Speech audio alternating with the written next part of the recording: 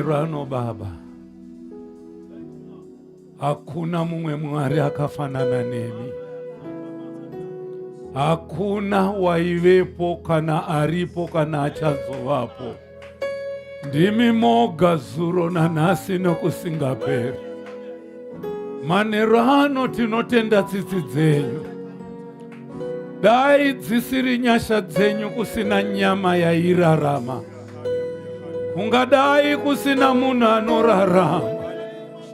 Tsitsi dzenyu ihuru Baba.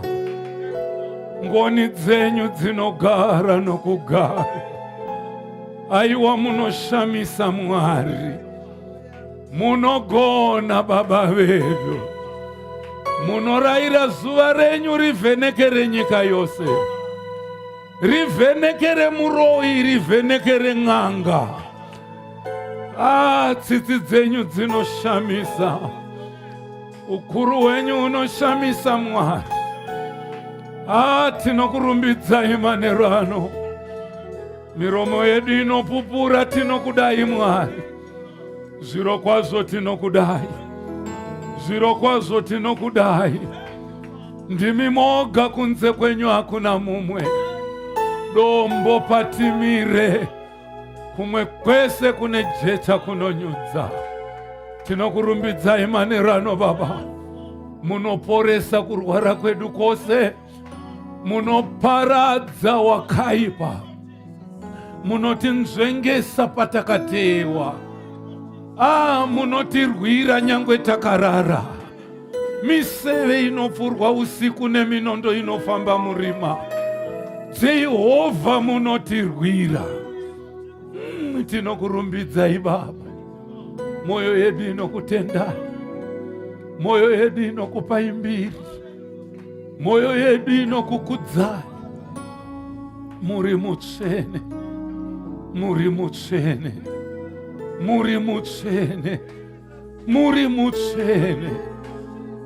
Muri mutsvene. Muri mutsvene Mwari.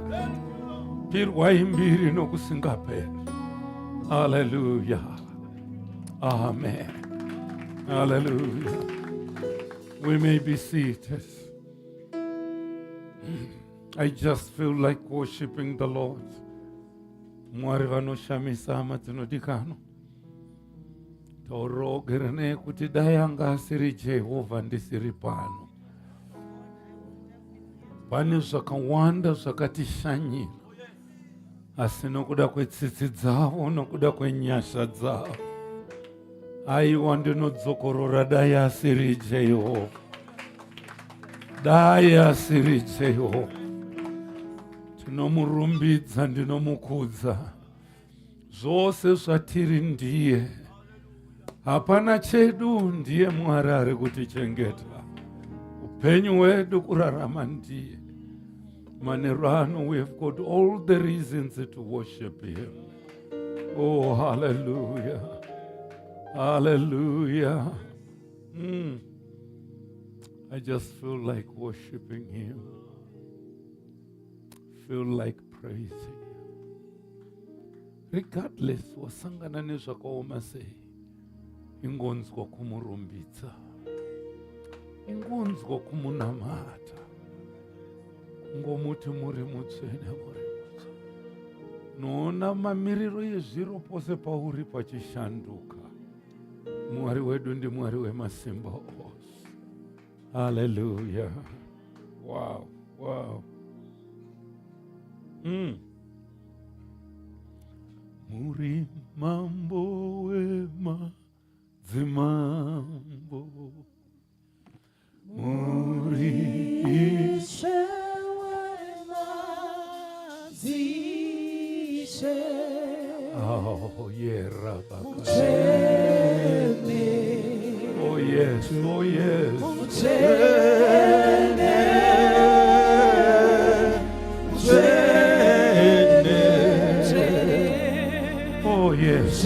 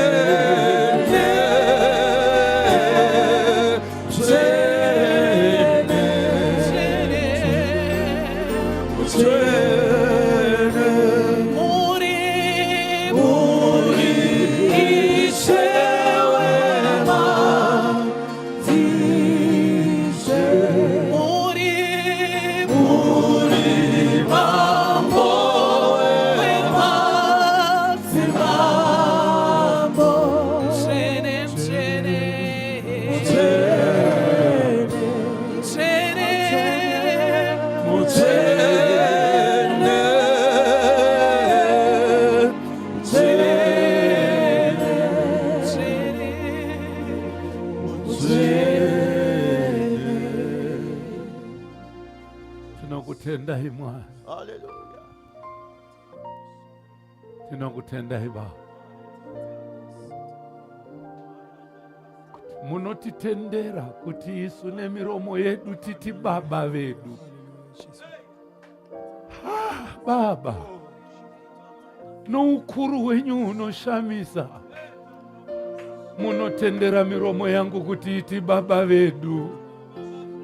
Baba, Baba, Baba wangu, Mwari wangu, Ishe wangu, munoshamisa Mwana, munoshamisa Baba. Kutendera uini zangu kuti nditi baba vangu muri kudenga. Baba vangu, Baba vangu, ndinokudai maneno anu, zviro kwazvo muri baba vangu, Mwari wa Abrahama, Mwari wa Isaki, Mwari wa Jakobo, ndinokutendai maneno anu, ndinokutendai, ndinokudai, ndinokudai Mwari wangu, ndinokudai baba wangu, ndinokudai.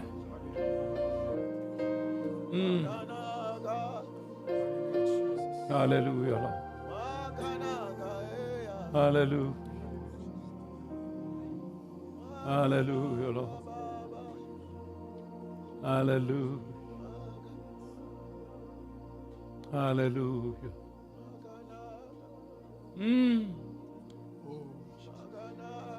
No ukuru wenyu wese Baba, munonditendera kuti nditi baba vangu, baba vangu, baba vangu, Mwari wangu,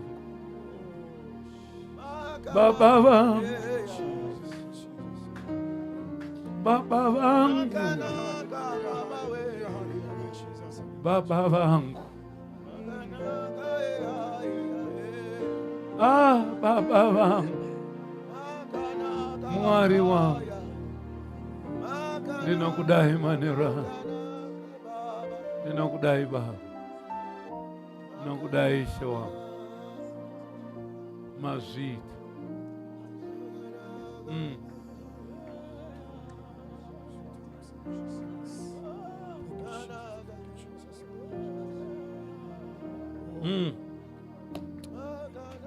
Hallelujah. We may be seated.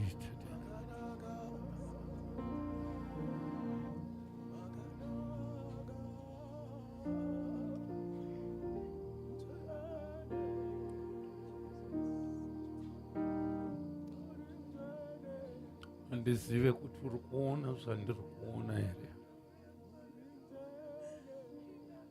Our God is a very big God. kana uri mundege mudengo ukatarisa makomo kanenge kanhuka kamboumbwa, motokari nevanhu vanenge masvesve, tunyerere turi kufamba. Iye Mwari ari kumusoro-soro, but noukuru hwake hwese ihwohwo anonditendera kuti nditi Baba, Baba kwaari. Handizivi kuti uri kuona kukosha kwazvo.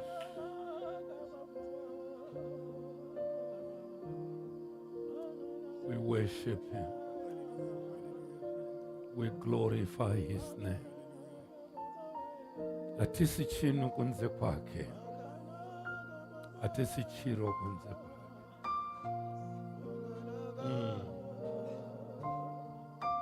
Tonight, let's just read the word of God. Timbunzwa shoko raMwari manerano. Titenderei ndidane mufundisi mukobvu vauye vatipe shoko raMwari. Baba mukobvu.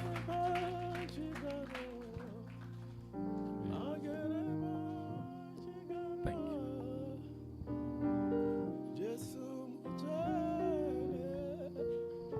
Ngatiroverei Baba maoko vachitora nzvimbo yavo.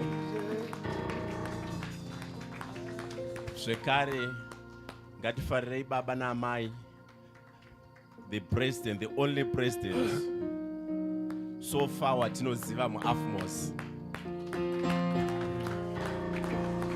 Ngativafarirei muzita raJesu. Haleluya!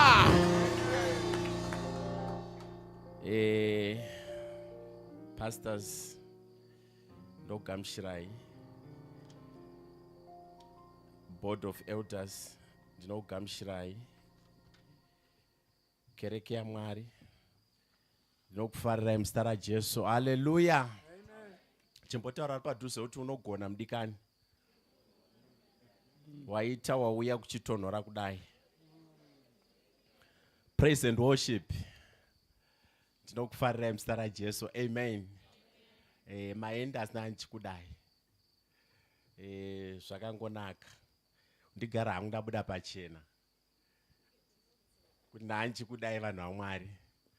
Bozi ndine mastanza matatu, masong mahymn matatu andoda kuti mundiimbire. Mamwe acho ndirikuona imwe yacho ndirikuona muchiimba nematongues. Zvinenge zvaipa pambera. Yandala basata. Jesus. Let's worship him. Ngativanamate Mwari ava. Nhasi ngarive zuva rakasiyana nemamwe mazuva.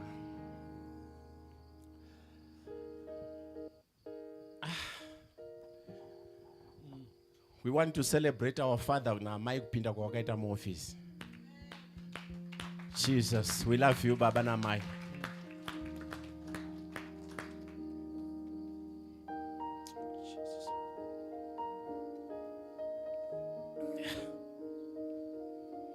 Let's pray for him. Wongu ndi Baba President naamai. But pane zvakawanda zviminga mupinyu singati kuti basa raMwari rifambe. Jesus. Ngatsimuke tiwanamatire. Yandala basata. Ndimi Jesu zvoshamisa.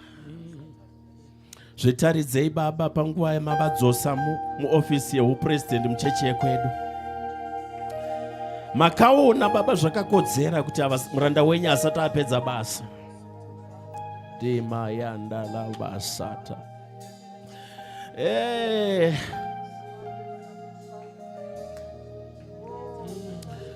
Jesus.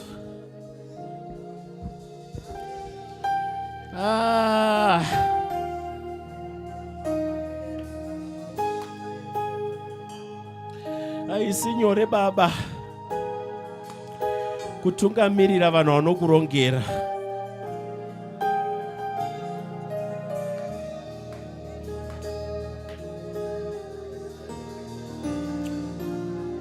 Demayanda labayata.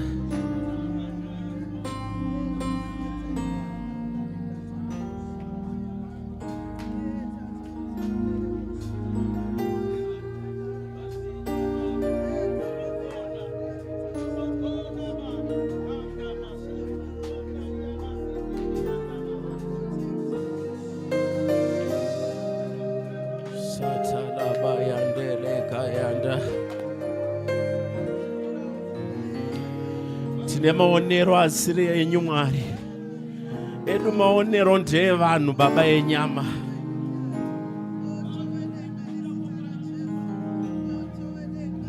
Muranda wenyu Baba,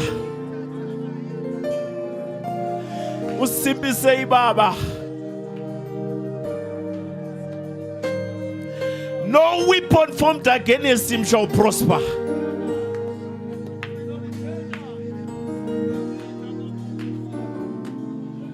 Project yese Baba yavakatarisana yapamfaro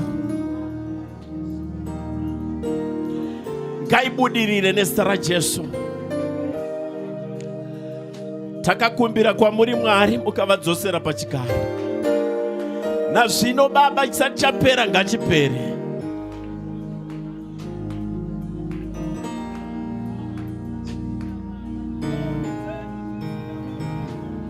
Tine basa pano riri kuda imi Mwari kuti mutaure nevana venyu. Chiono makatipa kumuranda Baba. Nanhasi uno tinonzwa zvinoreva muprofita wenguva yedu. Jesus.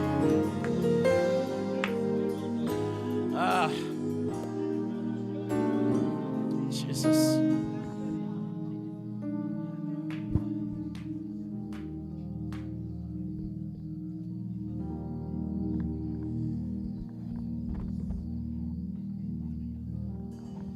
Mweya mtsvene muri Mwari, Baba ndinotambudzika. Moyo wangu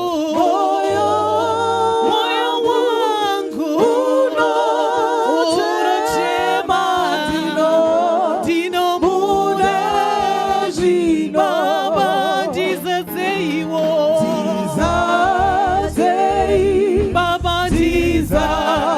uye mweya zvino, Baba pindai mumoyo, Baba pindai wangu mweya kuti ndisimbiswe. Baba ndine nungo, ndinoshaya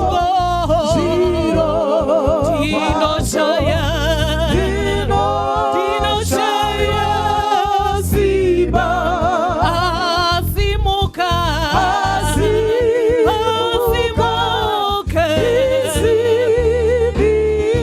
Baba ndinokunda zvose. Baba ndizadzeiwo, dzadzei Baba, uye mweya zvino, uye mweya zvino. Baba pindai mumoyo, Baba pindai wangu mweya kuti ndisimbiswe. Baba ndizadzeiwo, dzadzei Baba, uye mweya zvino, uye mweya zvino. Baba pindai mumoyo, Baba pindai wangu mweya kuti ndisimbiswe.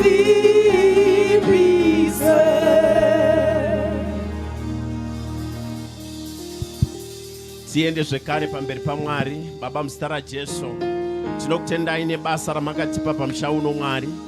Hatizeze, hativhunduke, zvingauye zvakakura sei, asi Mwari makatipa simba rekuti kogona kukuvakirai. Ndinonamata tichitenda chiono chamakapa kumuranda wenyu. bishop wenzvimbo ino, president wechechi yekwedu, mukava pane madesigns amuri kuda Mwari, zvatinotenda kuti tichamira tigotsigira Baba kuvakwa kwemusha wenyu. Tinonamata nezita raJesu.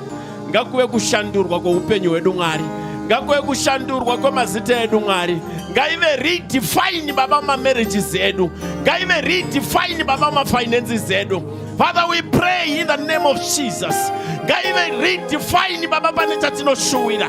Ndinonamata, ndinokutendai Mwari. Muri Mwari munogona, muri Mwari munoziva, muri Mwari makatendeka paupenyu hwedu.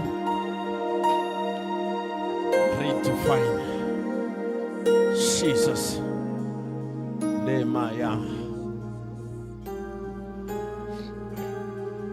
Thank you. We may take our seats. Praise and worship. Ndokudai vanhu vaMwari. Miraini. Manje tinenge tatopedza. Chaverenga Bhaibheri makamira ipapa muranda waJehovha.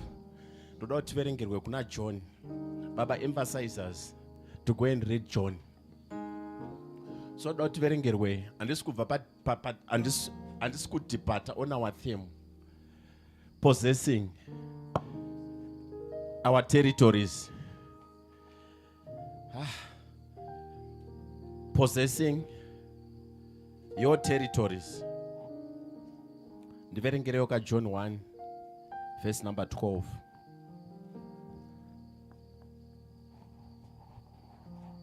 Then in Colossians chapter number 2 verse 14 to 15. John 1 verse 12. Yes. Asi vose vakamugamuchira vakavapa simba kuti vave vana vaMwari. Mirai zvenyu, ngativerengei tese vadikani. Asi vose. Masvika. Vhurai yenyu yemufoni, vhurai yenyu maBhaibheri emufoni. Yendei 1 2 3. Asi vose vakamugamuchira vakavapa simba kuti vave vana vaMwari. taura padhuze kuti wakagamuchirawo Jesu here iwe? Hanzi ndakagamuchira. Right, toda kuti achiona zvinoita kunenge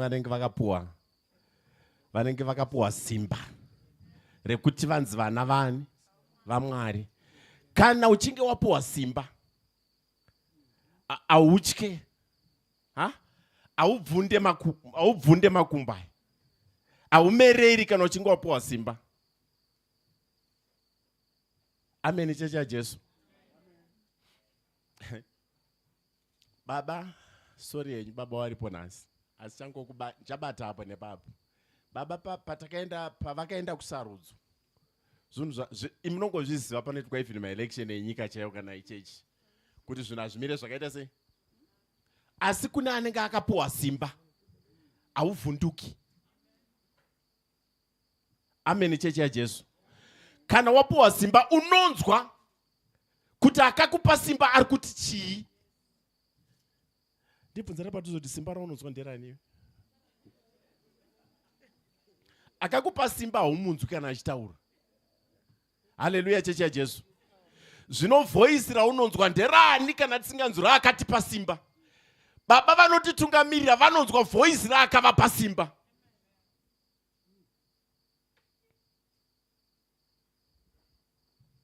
Kangani kawaregedza kuenda kumusha iwo uchidiwa uku? Nditasira nepadhuze. Toparidza so.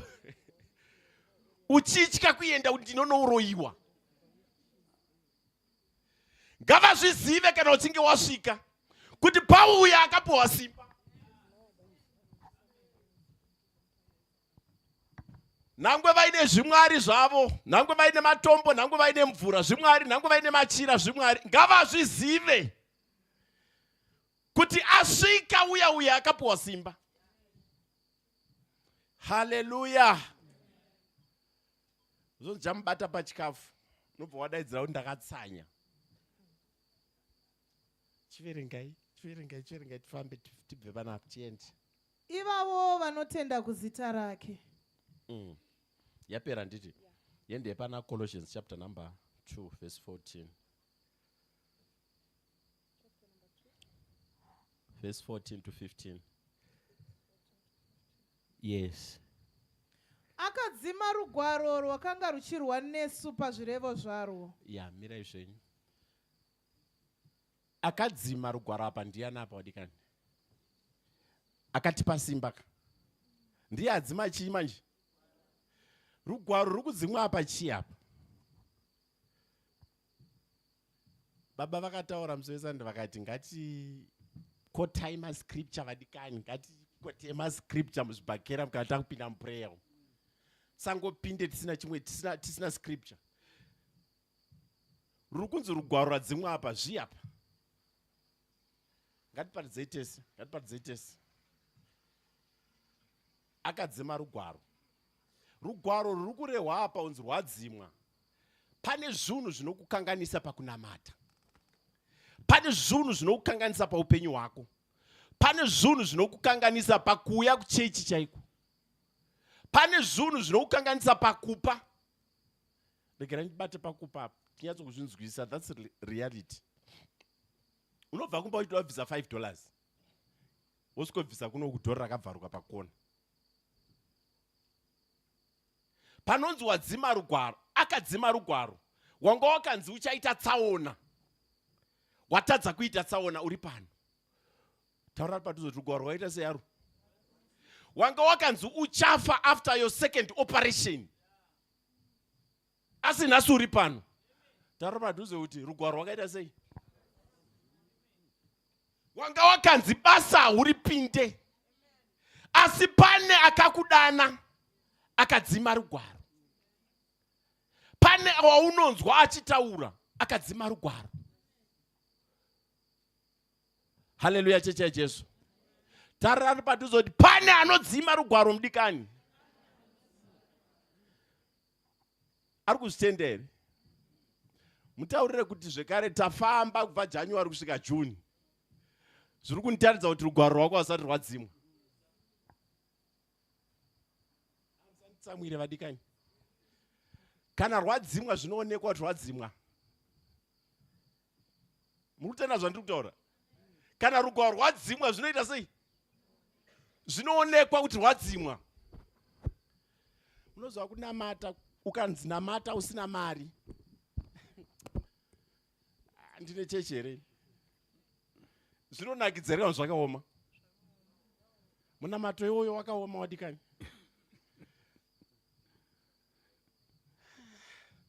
Asi uya panapa wonako.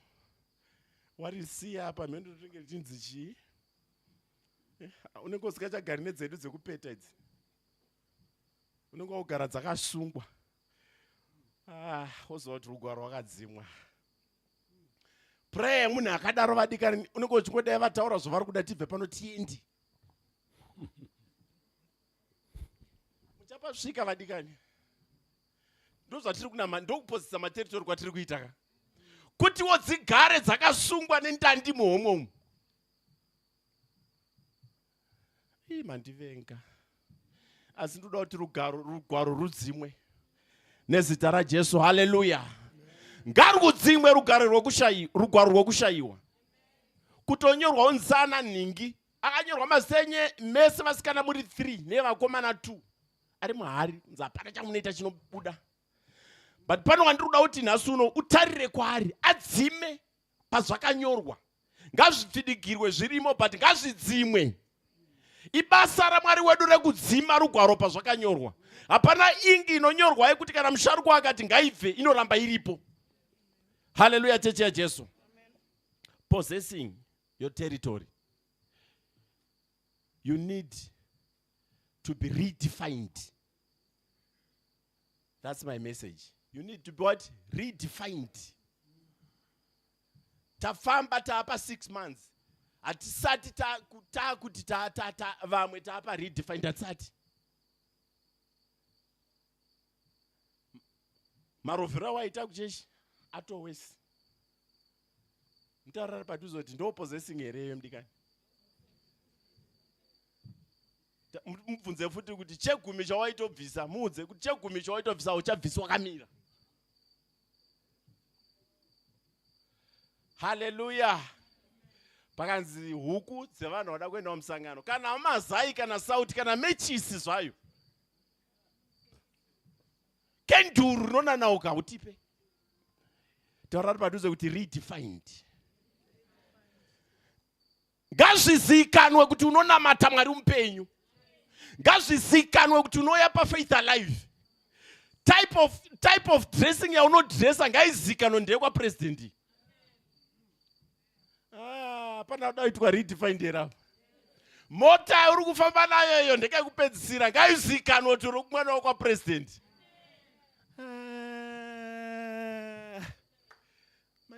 Mai pane zvandiri kuona hamusi kuzviona. Matauriro ako chaiwo ngaazikanwe kuti uri kwa president. Redefined. Mukrisitu. Mira semukrisitu.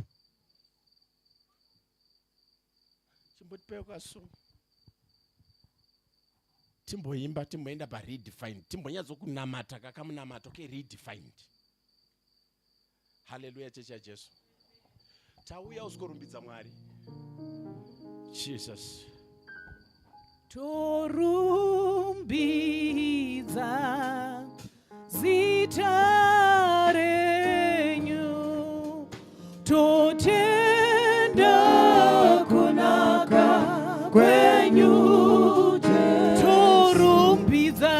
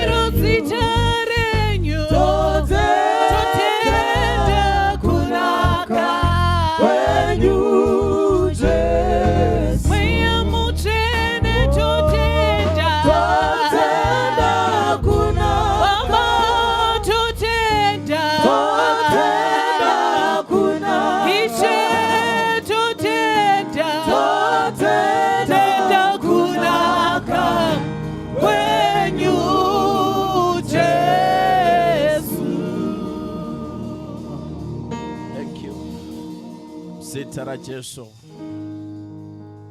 ngarikudzwe manheru ano. Father, we thank you. Tinokutendai Mwari ne-redefined moment. Zvatinoita zvose nezvishuwo Baba ngazvive nepazvinotangira Mwari. Redefined moment. Redefined situation. Redefined. Muri Mwari munozviratidza.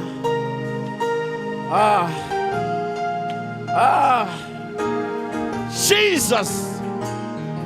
Ekayanda. Mayande lebosa. In Jesus' name. Thank you, Holy Spirit. Yes. Jesus, we may take our seats. Tauda upedza tobva taenda. Kune vose vakandigamushira.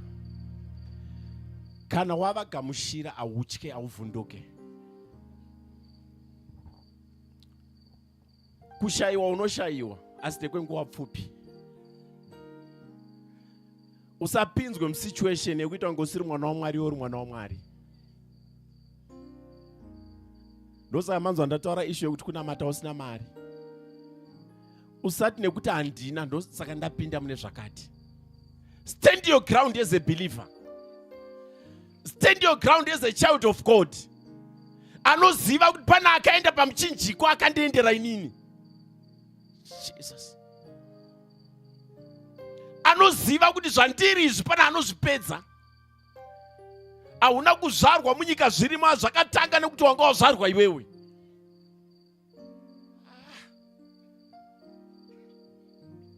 Hatingoitiswi zvese zvese kana paina akatifira. Jesus. Ziva kuti uri mwana waMwari. Anodzima rugwaro. Vanganyore kuti haubudirire ita muri kunyepa. Hauite imba ita muri kunyepa. Hautengi mota ita muri kunyepa. Haukwire ndege ita muri kunyepa. Unotenderwa mani. Kubuka kuita kubuka online. Unotenderwa kubuka online. Kugara wabuka usati waenda usati wabhadhara tiketi. Wombozvisa pa status kuti kaya katema kakwenda.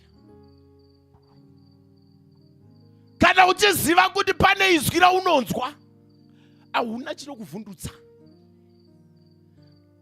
Taurari padhuze kuti kutya. Zvino manje kana tikatya chii chinodzimwa out of our fear? Nothing. Togumisira takushoresa nepachechi patinonamata. Tigoshoresa nemutungamiriri. Nekuda kwekutya. Ngatiziva kuti pana anodzima rugwaro. Vakakudyisa ngana nhasi uri pano wani. Vakakupa zvirwere unongotisvika panapo. Mamhepo anobva adzokera kumusha. Vangani vauya vachirwara vachipona uchiona nemaziso ako. Unoda kutenda kwakaita sei? Unoda kuzotenda zvadii? Redefined as a Christian. Mira. Ita izvi handiite izvi. Izvi handiite izvi. Ndiri mwana wepa Faith Alive. Haikona mbonyara. Samaoko momwe. Chest out. In wepa Faith Alive. Anodzima rugwaro. Taurira padhuze kuti redefined. Redefined. Kuona chunhu nemuonero mutsva. Maninzwisa. Seva Kristu tofanirwa kuonekwa nekamuonero katsva. Kamwe kamuonerwo katiri kuitwa handiko hakasikedu mani. Unofanirwa kuramba kuti handisi werudzi urwu. Unoonerwa muchikafu chai chaunodya. Every day unotenga mavheji. Wakutoziva kunzi client yangu. Munhu anotokwira bhazi kuenda kuMbare. Kunohodha achitari kuhodhera client yake inouya panapa. Wonerwa nemuonerwo mutsva. Wonerwa rima mavheji anorimwa. Maninzwa. Nango usina nzvimbo uri pa 200 square meters unorima kuseruko. Hapana imba inombokwana pa 200 square meters. Kana uine 200 square meters tent. Which means the floor foundation yako iri pasi stereki. Unoisa imwe kona woisa mavheji ako ikoko. Saka mbogara mumaflats taisa mumaruwa. Mavheji. Wonekwa nemuonero mutsva. Kana uchida kupozesa haupozesi tichiramba takangonyarara. Chiitirwa zvese takangonyarara. Zvimwe zvinhu taura kuti zvandiite zvindonamata. Hallelujah. Hallelujah chechi yaJesu. Chekutanga. You must be revised. Maninzwisa. You must be what? Revised. My rwendo rwako rwechinamato. Chimbonyatso ruzuma. Wodzokorora page by step yawafamba. wozvikorekta pawatadza wega. Ameni chechi yaJesu. Wonyatsoziva kuti apapa ndindakakonzeresa apa ndindakakonzeresa inzira haifambwi. Nzira yakambofamba uine mwana umwe chete, handiyo unoramba uchifamba wane vana 4. Ameni chechi yaJesu. Ukatozvitarisa, ukanyatsozuma zvakanaka unoona pawakarovera wega. Panapa hapana chatisingawani panapa. Baba is a teacher. He's a prophet. He's everything. Zvakwauri kuti uda kubata shoko iroro kurisa munhava yakadii. Isusu tisinoparidzirwa wadikani asi hatinzwe hedu. Taurari padhuze kuti mufundisi wakureva iwewe.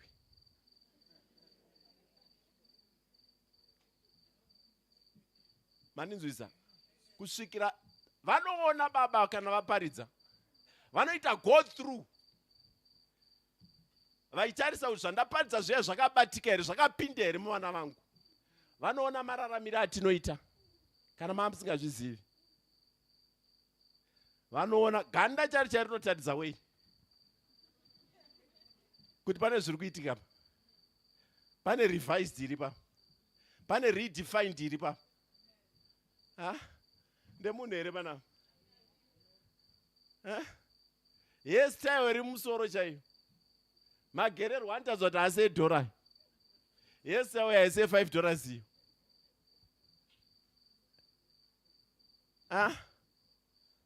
Ndodzika here. Mupfekero chaiyo. Regai nyarari. Asi mazvinzwa. Revised.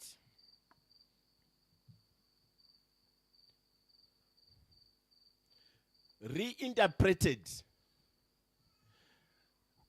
Ngaritaurwe, ngapadzokorerwe. Zvavaisodudzira nazvo ngazvidudzirwezve. Ameni chechi yaJesu. Ngazvidudzirwe, kamunamatiro kako, kamupiro kako ngazvidudzirwezve. Uda kuti zvozvitaura kana wafa. Ngazvionekwe uri mumba maMwari. Inga kana kunyika vari kwaunozviita wani. Anongotete mukamubhowa pasocial media apa mota.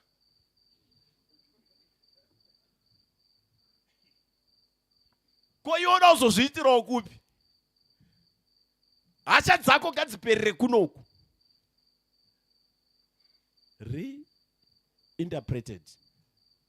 Ameni chechi yaJesu. Redefined, revised, reinterpreted. Wonekwa nemaonero matsva. Namata nemanamatiro matsva. Usaite chijairira. Ameni chechi yaJesu. Ngatiregedzei kuita chijairira. Ngatiite zvinhu nemaonero matsva, nemavambo matsva. Uone kuti hazvinaki here, zvinokunakirawo kana newewo. Unonge wawo kunyatsona kuti panapa ndaanani zvandanga ndiri. Ameni chechi yaJesu. Zvinooneka vadikani. Taurari padhuze kuti zvinooneka kuti uri kuchinja iwewe.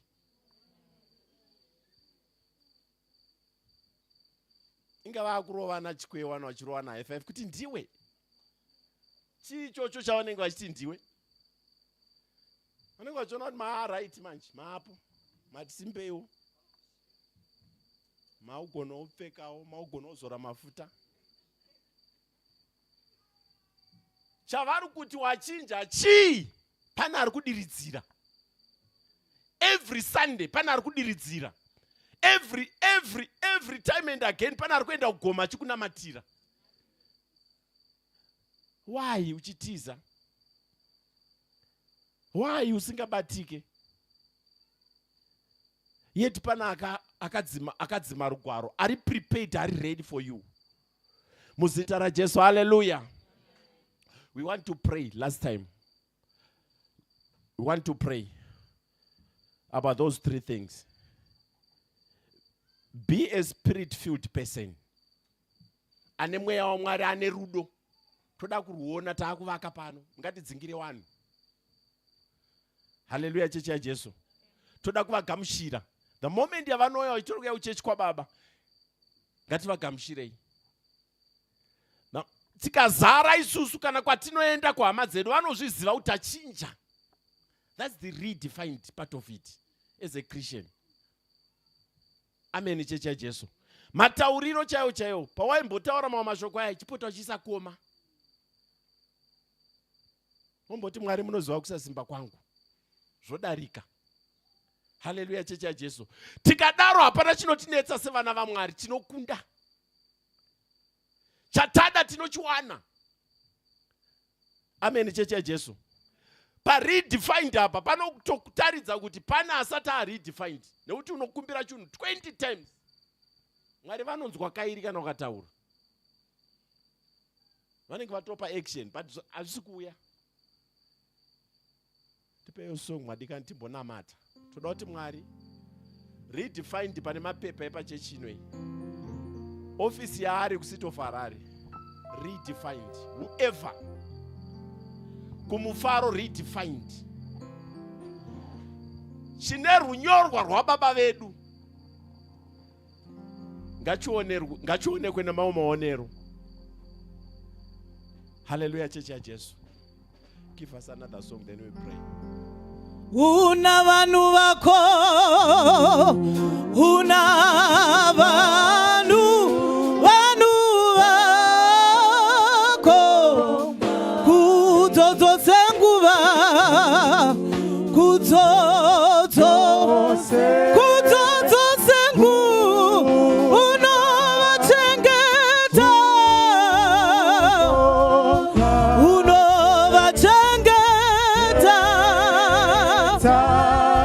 pane nzvimbo dzose, pane nzvimbo kana voyambuka, kana voyambuka,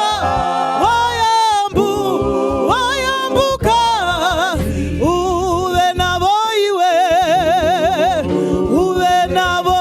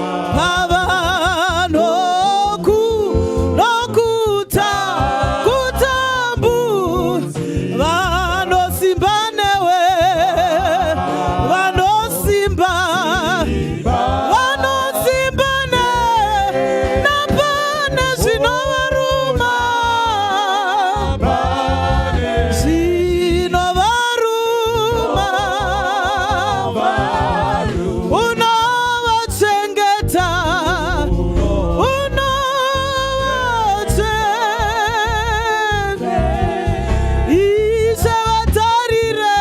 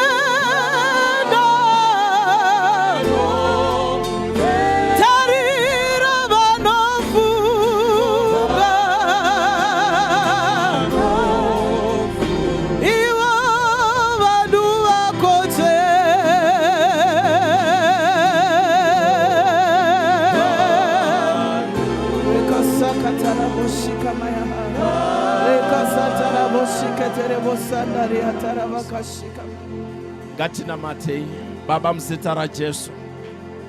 Muri Mwari munogona, muri Mwari makanaka.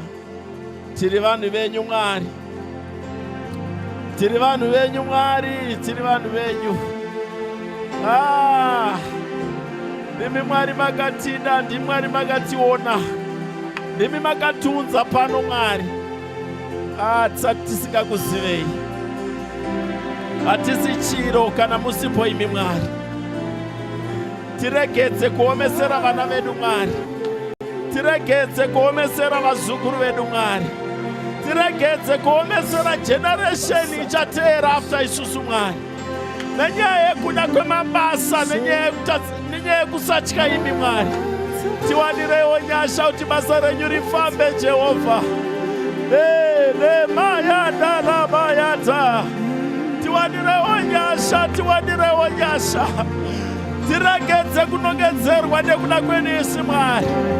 Mutendwe nekuti muri Mwari wenyasha zhinji. Inonamata Mwari wokumusoro, Mwari wenyasha. Tiwanirewo nyasha Baba. Tiwanirewo nyasha kumabasa. Tiwanirewo nyasha muurwere. Tiwanirewo nyasha mumarriages. Tiwanirewo nyasha mumarelationship Mwari. Yanda Mariata Rabayate.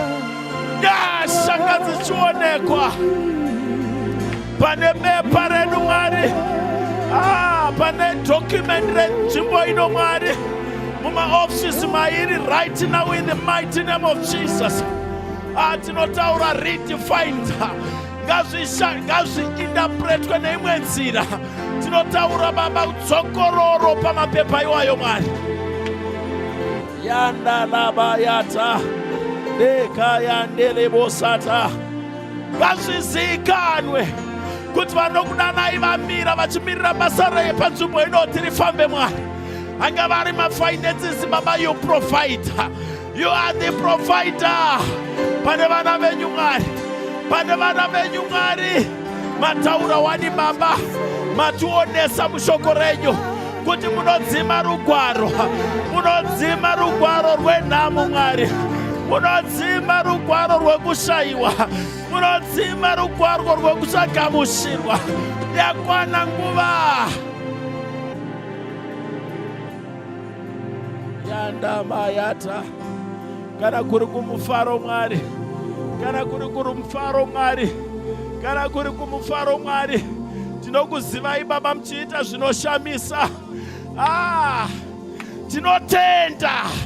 Zita renyu munonzi zvoshamisa.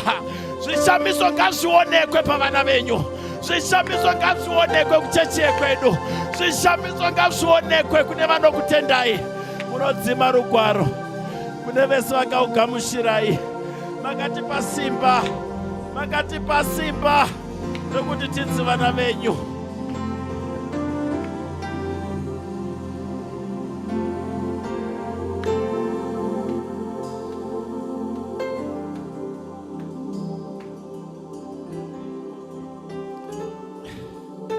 Time yese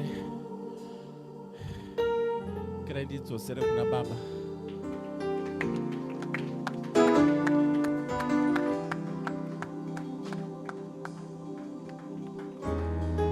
Nyasha dzenyu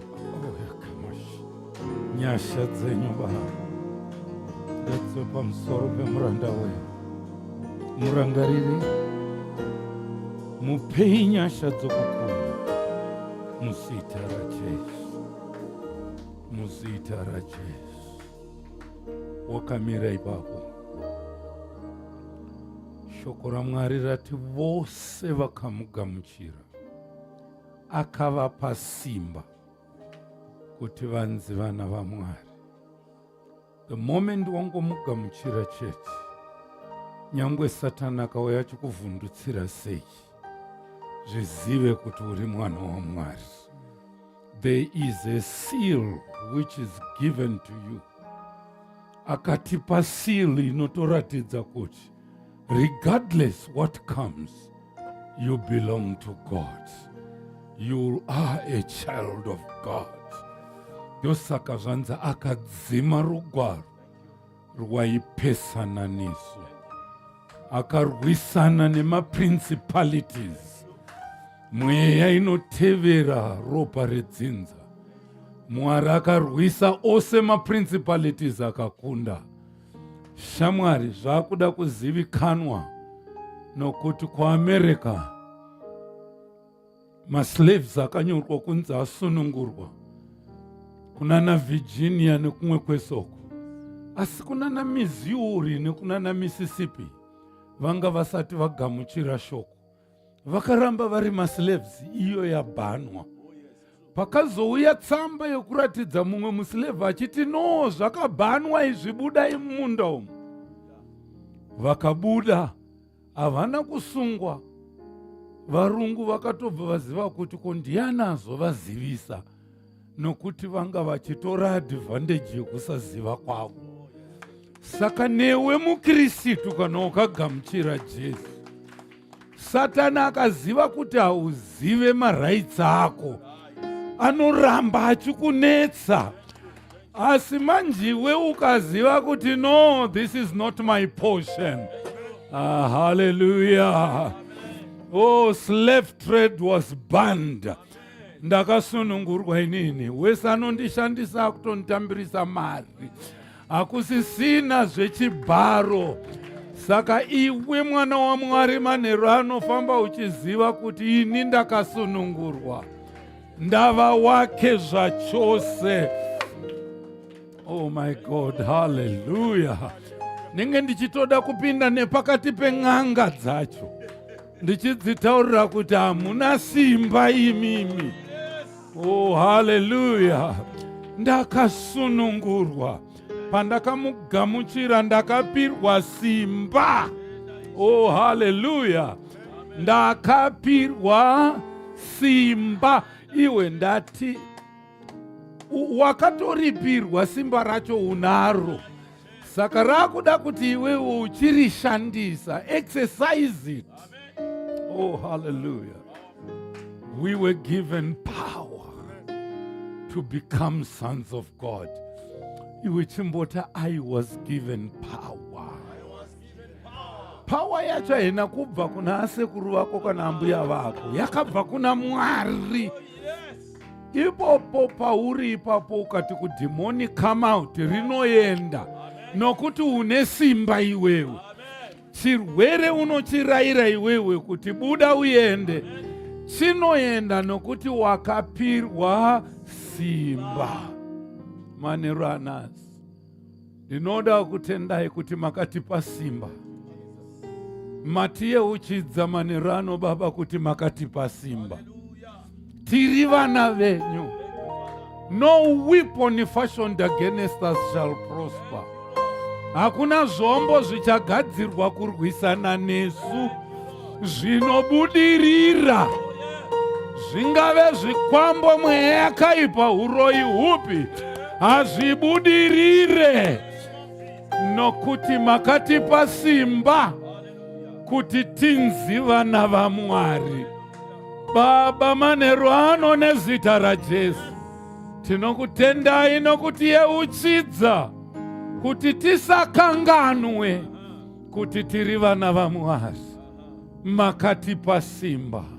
Ndinokutendai manheru ano Baba, kudzai zita renyu, ropafadzai muranda wenyu ataura shoko, mumuwedzere.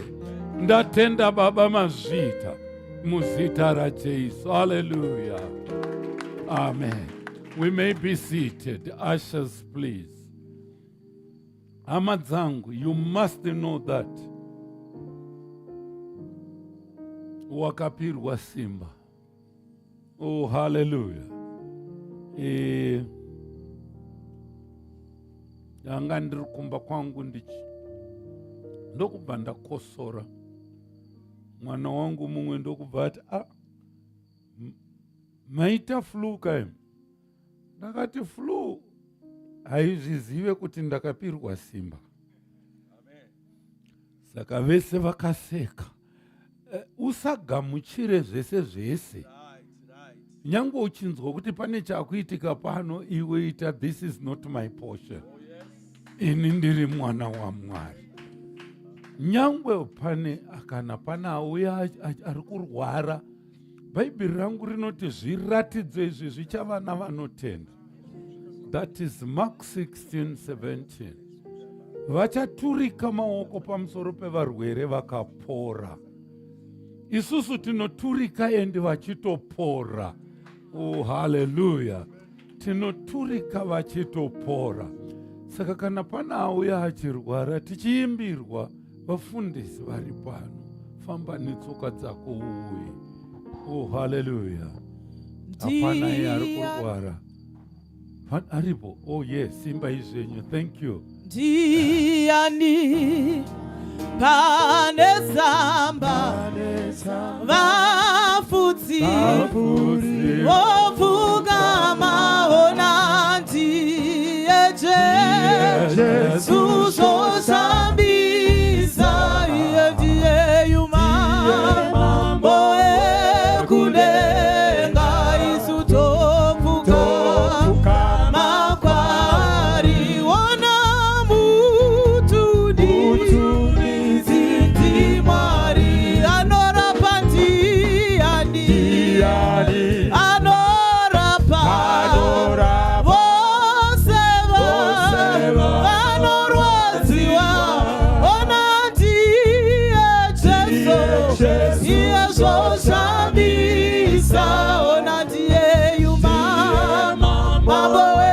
ekudenga isu topfukawa iko kwari ona mutuni zindi mwari anorapa ndiani anorapa vose vanorwadziwa ona ndiye Jesu iye zvosambisa ona ndiye yumambo ekudenga isu topfuka makwari ona mutuni zindi mwari anorapa ndianiko anorapa vose vanorwadziwa